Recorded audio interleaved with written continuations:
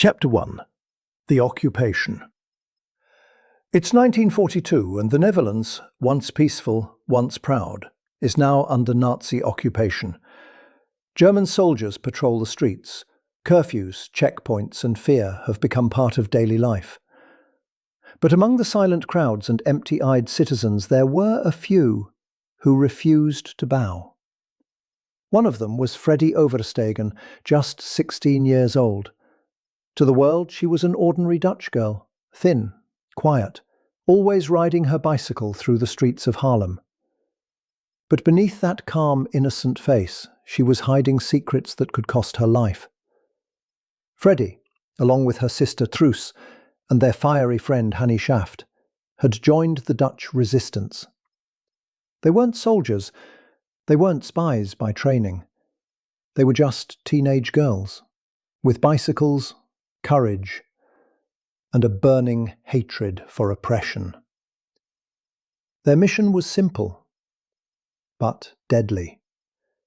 Deliver messages, maps, and radio parts across Nazi checkpoints, smuggle Jewish children to safe houses, carry coded letters under baskets of bread or bunches of flowers.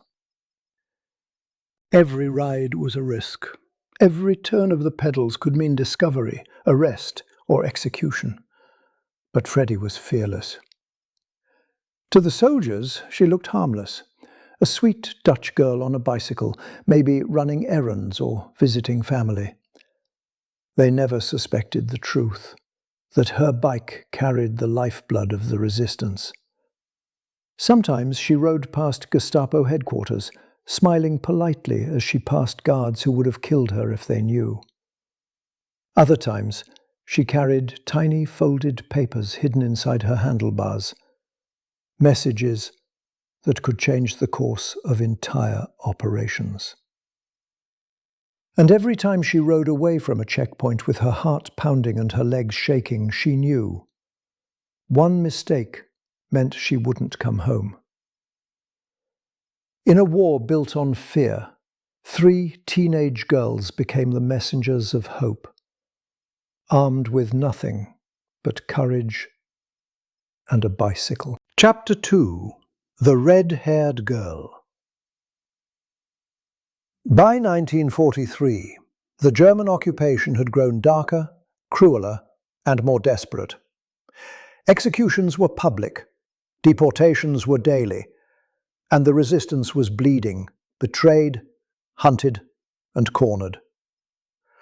But in the middle of that darkness, 3 girls would light a fire the Nazis could never put out. Freddie and her older sister Truus Oversteegen were already delivering secret messages and hiding Jewish families when they met her, a university law student with bright red hair, sharp eyes, and no fear in her voice. Her name was Hannie Schaft. To the Germans, she was just another Dutch girl.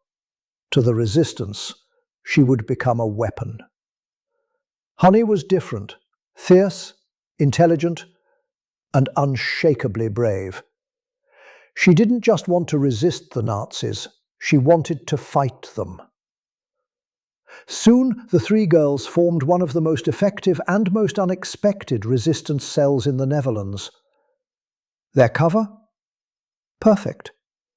Who would ever suspect teenage girls on bicycles of carrying bombs, weapons, and coded plans for sabotage missions? They learned to forge IDs, hide pistols in their coats, and memorize routes that twisted through Nazi checkpoints like veins of defiance. Sometimes they rode through villages singing softly, pretending to be carefree girls, while in their baskets were stolen blueprints or ammunition wrapped in cloth. And slowly, they began to push their missions further, from couriers to saboteurs.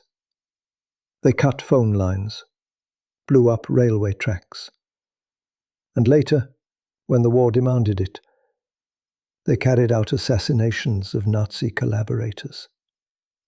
But to Freddie, the missions were never about violence. She once said, "We did it because it had to be done. We wanted to save lives, not take them." But sometimes there was no other choice.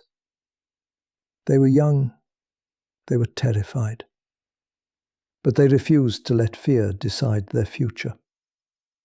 And every time Hannie looked at them before a mission and said, "We ride tonight," they knew, no matter what happened, they would never be ordinary girls again. 3 girls, 1 purpose, and a resistance born from innocence turned into fire. Chapter 3. The Price of Defiance. By early 1945, the war was nearing its bitter end, but for the Dutch resistance, the danger had never been greater. The Gestapo was everywhere. Informants whispered for bread, and every mission could be a trap waiting to spring. Freddie and Truus rode through the cold streets, past the checkpoints, with the same bicycles they'd been using since they were children. Only now their innocence was long gone. They carried not flowers, but death warrants. Each slip of paper in their baskets could mean a man's life, or their own. Hannie Schaft had grown bolder, striking back at Nazi officers, executing collaborators in daylight, and daring to move closer to the occupied heart of Amsterdam. She dyed her red hair black to avoid recognition, but her spirit, fiery and fearless, could not be disguised. The Gestapo wanted her. Posters called her the girl with the red hair. And soon her luck would run out. In March 1945, Hannie was stopped at a checkpoint. A German soldier searched her bag and found illegal newspapers and a pistol. Her arrest sent shockwaves through the resistance. Freddie and Truus knew what it meant. If Hannie talked, if she broke under torture, their entire network could collapse overnight. For weeks they waited in silence, hiding in barns, sleeping in cellars, praying she would somehow survive. But Hannie never betrayed them. Not one name, not one word. On April 17th, 1945, just days before liberation, Hannie Schaft was taken to the dunes near Haarlem. She was 24 years old. Her executioner shot her once. But she didn't fall. She looked him in the eyes and said, "I shoot better than you." Then the second shot ended her life and began her legend.